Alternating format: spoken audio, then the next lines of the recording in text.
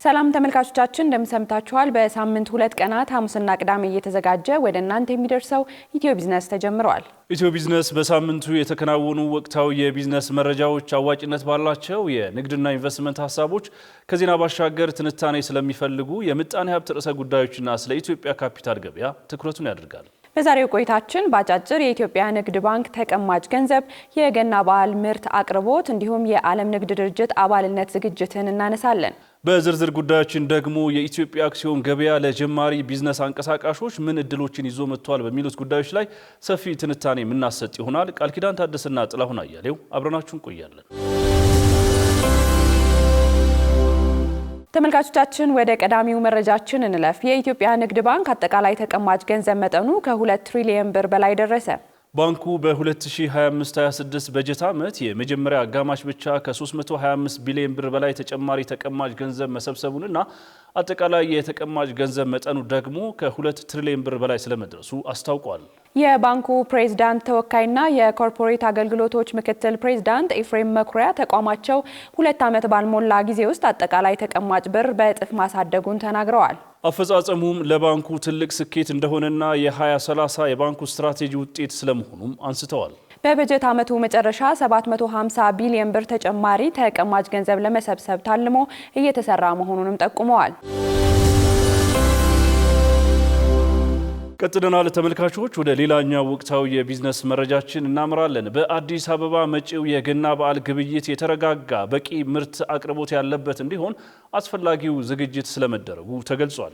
የአዲስ አበባ ከተማ አስተዳደር ንግድ ቢሮ ኃላፊ ወይዘሮ ሀቢባ ሲራጅ ለበዓሉ አስፈላጊ የፍጆታ ዕቃዎችን አቅርቦት ለማሳለጥ በምክትል ከንቲባው የሚመራ ግብረ ኃይል ተቋቁሞ ዝግጅት ሲደረግ መቆየቱን አመልክተዋል። በዚህም ለበዓሉ አስፈላጊ የሆኑ የግብርናና የፋብሪካ ምርቶች በበቂ መጠን በገበያ ማዕከላት፣ በሰንበት ገበያዎች እንዲሁም ለገና በዓል በተዘጋጁ ባዛሮች በተመጣጣኝ ዋጋ እንዲቀርቡ መሰራቱን ተናግረዋል።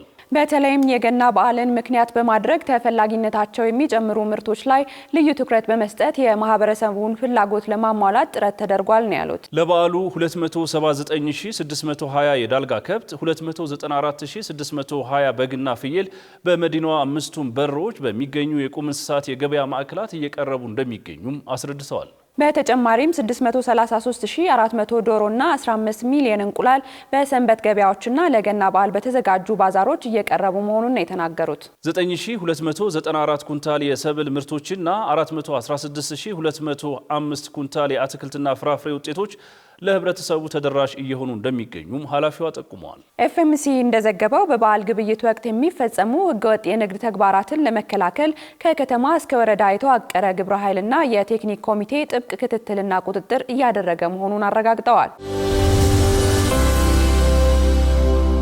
ኢትዮጵያ በፈረንጆቹ 2026 የዓለም የንግድ ድርጅት አባልነትን ለማረጋገጥ በጠንካራ ተቋማዊ ቅንጅትና ትብብር እየተሰራ ስለመሆኑ የንግድና ቀጠናዊ ትስስር ሚኒስቴር አስታውቋል። እንደ አውሮፓውያን አቆጣጠር በ2026 የኢትዮጵያን የንግድ ድርጅት አባልነት በስኬት ለመቋጨት በጠንካራ ተቋማዊ ቅንጅትና ትብብር እንደሚሰራ የንግድና ቀጠናዊ ትስስር ሚኒስቴርና ዋና ተደራዳሪ ዶክተር ካሳሁን ጎፌ ገልጸዋል። የዓለም የንግድ ድርጅት ድርድር ብሔራዊ ኮሚቴ የባለብዙ ወገንና የሁለትዮሽ ድርድር ወቅታዊ ክንውን በገምገሙንም ሚኒስትሩ ገልጸዋል። እስካሁን ከ8 ሀገራት ጋር የሁለትዮሽ የገበያ እድል ድርድር መጨረሳችን አባልነቱን ለማሳካት ወሳኝ ምዕራፍ መሆኑንና ከቀሪ 9 አባላት ጋር በፍጥነት ለመቋጨት በትጋት እየተሰራ እንደሚገኝ ነው ሚኒስተሩ የገለጹት። ከዚህም በተጨማሪ ብሔራዊ ኮሚቴው ከ6ኛው የስራ ቡድን ስብሰባ በተነሱና በቴክኒክ ኮሚቴው በቀረቡ ጉዳዮች ላይ ውሳኔ ማሳለፉንም ጠቁመዋል። 7ኛውን የስራ ቡድን ስብሰባ በመጪው የካቲት ወር ውስጥ ለማካሄድ የታቀደ ሲሆን እንደ አውሮፓውያን አቆጣጠር በ2026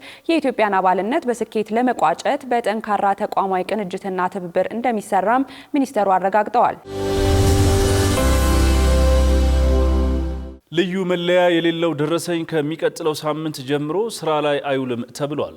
የገቢዎች ሚኒስቴር የታክስ ማጭበርበርን ለመከላከል ሁሉም ግብር ከፋዮች ልዩ መለያ ያለው ወይም ኪዋር ኮድ ደረሰኝ እንዲያሳትሙ፣ ነባሩ ደረሰኝ ደግሞ ከጥር 1 ቀን 2018 ዓ.ም በኋላ ስራ ላይ እንደማይውል አስታውቋል። በገቢዎች ሚኒስቴር የታክስ ማጭበርበር ምርመራ ጽሕፈት ቤት ኃላፊ የሆኑት አቶ ሲሳይ ገዙ ደረሰኝ ታክስ ለማስላትና ለመወሰን ቁልፍ ስለመሆኑ ገልጸዋል። በታክስ ሰብሳቢውና በታክስ ከፋዩ መካከል መካከል መተማመንን የሚፈጥር ሰነድ ደረሰኝ ቢሆንም ከዚህ ቀደም በየማተሚያ ቤቱ እየታተመ ለታክስ ማጭበርበር ዓላማ ሲውል መቆየቱንም አንስተዋል። የታክስ ስርዓቱን ህጋዊነት በማጠናከር ህገወጥ ደረሰኝን ለመቆጣጠር እንዲቻል የገቢዎች ሚኒስቴር ከብርሃንና ሰላም ማተሚያ ድርጅት ጋር ባደረገው ስምምነት ልዩ መለያ ያለው ማለትም QR ኮድ ደረሰኝ ሁሉም ግብር ከፋዮች ከታህሳስ ወር 2017 ዓ.ም ጀምሮ ስራ ላይ እንዲያውሉ ሲደረግ ስለመቆየቱም ገልጸዋል። ከመጪው ሳምንት ጥር ወር ጀምሮ ልዩ መለያ የሌለውና በተለያዩ ማተሚያ ድርጅቶች ሲታተም የቆየው ደረሰኝ ተቀባይነት እንደማይኖረው የተናገሩት ኃላፊው